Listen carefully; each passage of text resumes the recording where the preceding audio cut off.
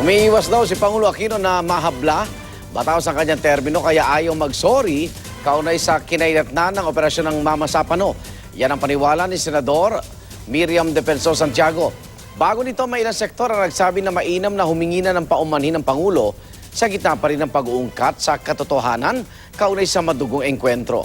Pero sabi ni Santiago, kung magsosorry ang Pangulo, baka maging bala naman yun ng laban sa kanya sa kinalaunan.